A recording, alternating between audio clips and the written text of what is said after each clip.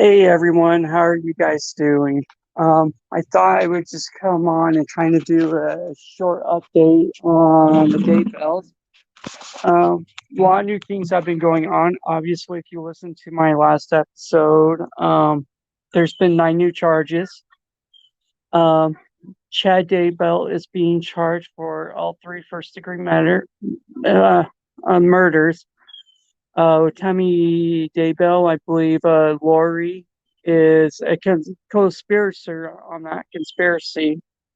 There's some fraud charges and different things. But what's really been interesting to me lately was listening to another YouTube content creator. Someone sent them a phone call between Melanie Gibbs and whoever recorded the phone call.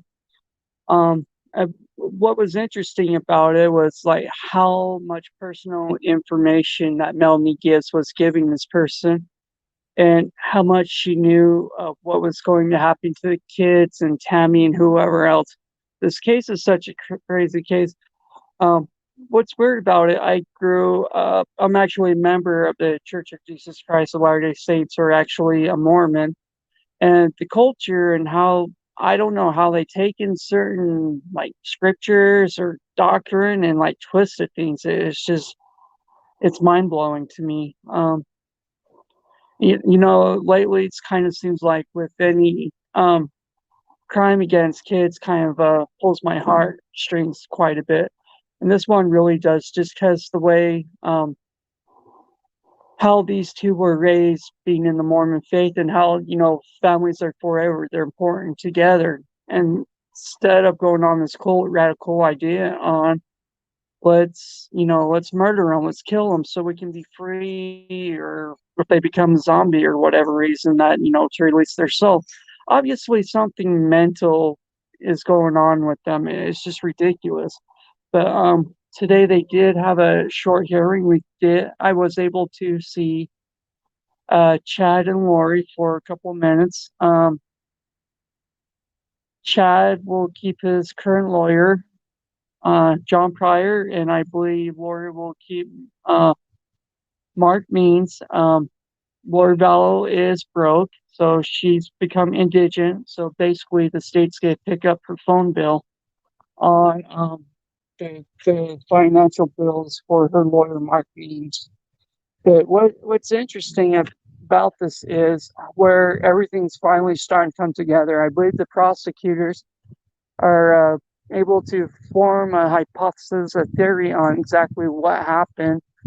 And after, like a year and a half to almost 2 years on working on this case to get these first degree murders, obviously now they must have a lot of good evidence to go and charge them for three first degree murders. This kind of makes me with oh gosh, Mr. Vallow. If they'll be able to add murder charges in Arizona as co-conspirator or something, basically with the phone call with Melanie Gibbs, and how everything was charged. Hey, Murphy's Law, how are you doing?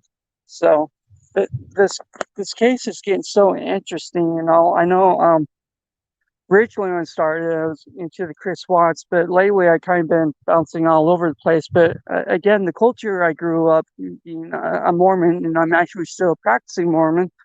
And whatever mindset that these guys got into and wanted to take Mormon doctrine or Christian doctrines and twist it and form their own thing, thinking they're going to be part of the leaders of the 144,000.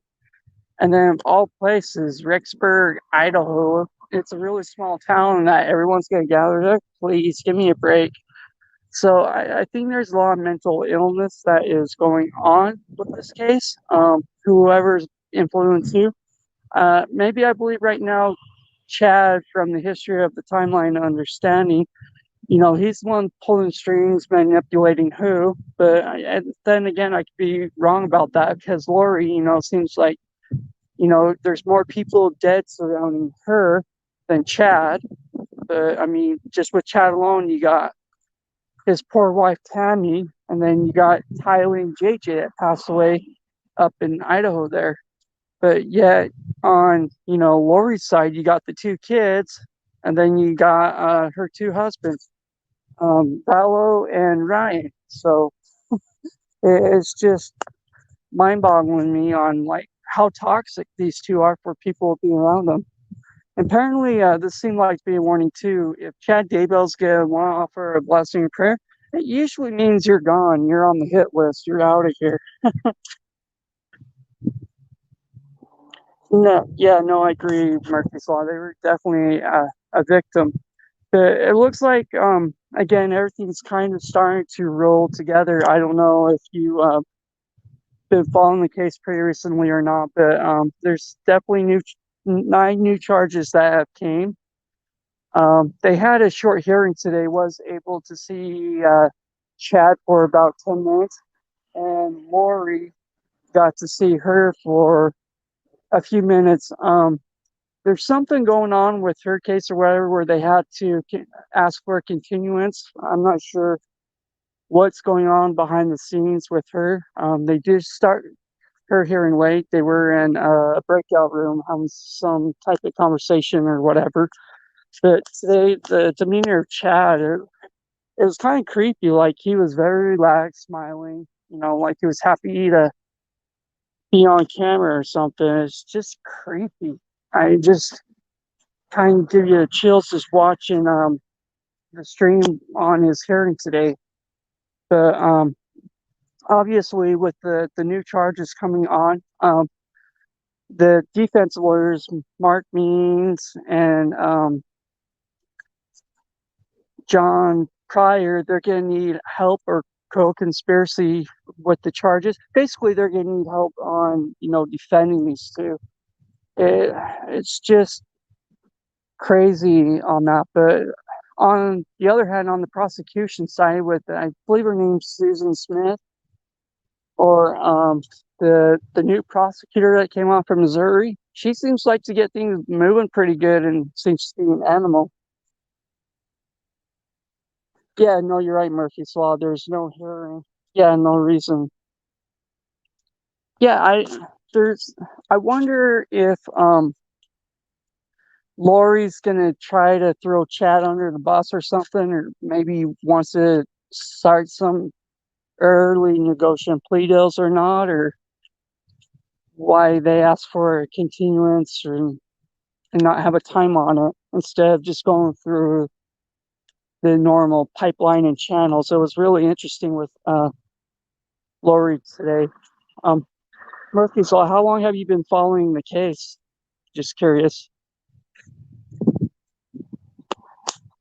But yeah, again, Lori, I guess her hubby doesn't want to give her any more money or ran out. Again, she's on indigent, so Mark Means is still continuing to be her lawyer, but at whatever the price is or whatever state's going to pay for the bill or not.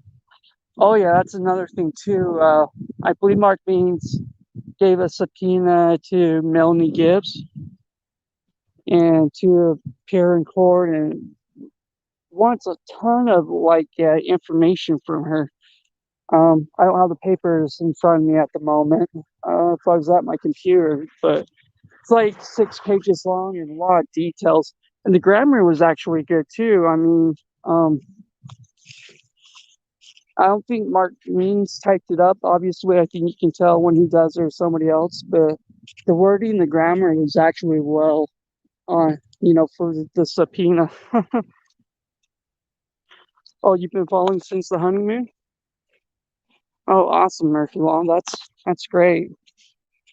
Well, what do you guys think? Do you think they'll try to work out an early plea deal? Do you think they'll get the death penalty? Um, do you think they'll be able to get acquittal?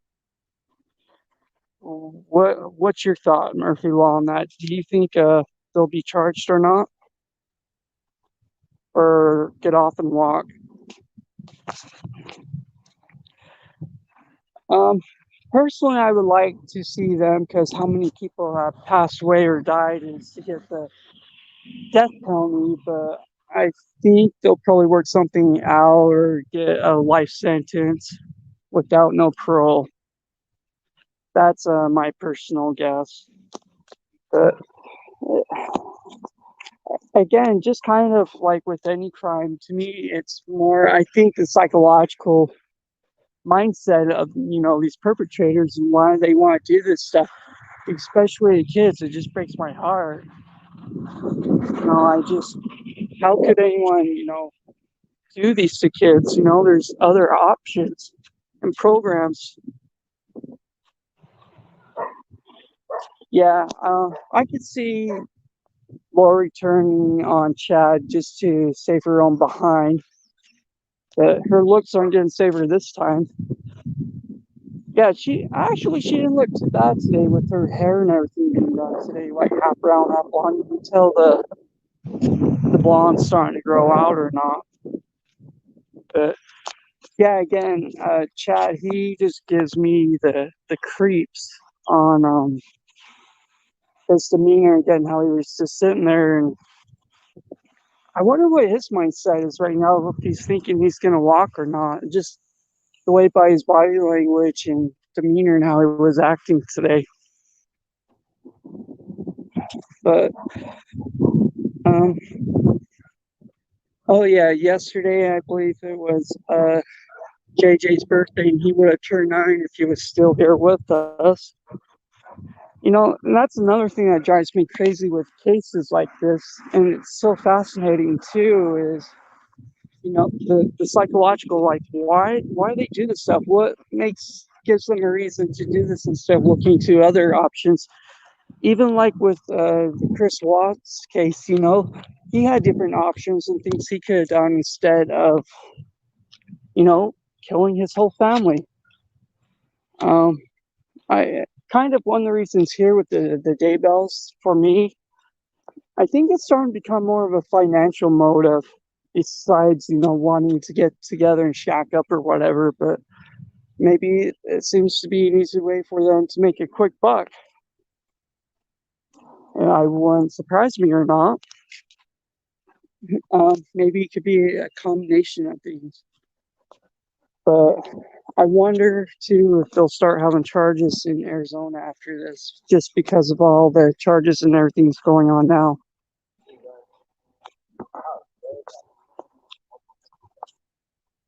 It's just, yeah, Barry Morphew is crazy too. He actually, I guess he has a hearing tomorrow, and maybe it's on bail or not.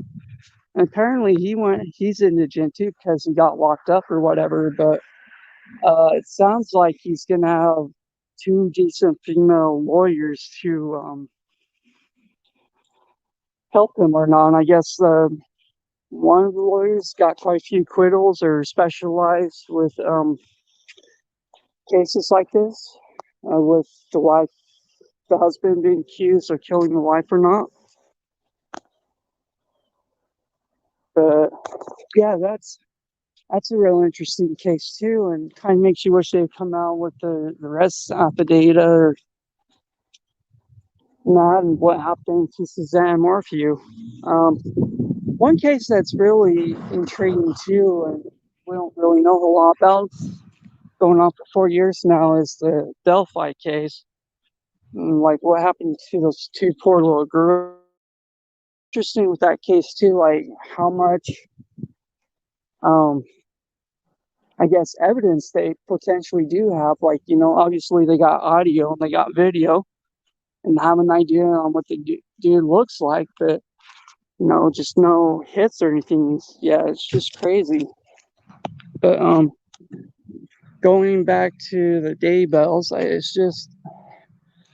I think the clock restarted again because of these new charges, and there's going to be a whole lot of new motions being filed and continuance, and this is going to be a very, very long process now to finally get to court. But it'll be interesting. I mean, Mark Means and John Pryor's, they're definitely entertaining, that's for sure. Never a dull moment with these two. You got one acts like he's blonde, the other one acts like a chihuahua just barking all the time. But yeah, it seems like again, they just restarted the time clock on, their jail time and everything else. But I definitely believe these guys will be getting out either. just because of the new charges and how bad they are or not.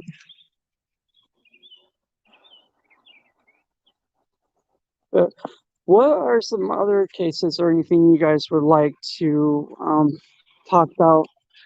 Please let me know in the comments section. I'd love to hear from you guys on what cases you want to be covered or talk or discuss about. Um, Again, thanks for taking the time to listen. If you could share and like and subscribe, I would appreciate it. All right. Hope you all have a good one.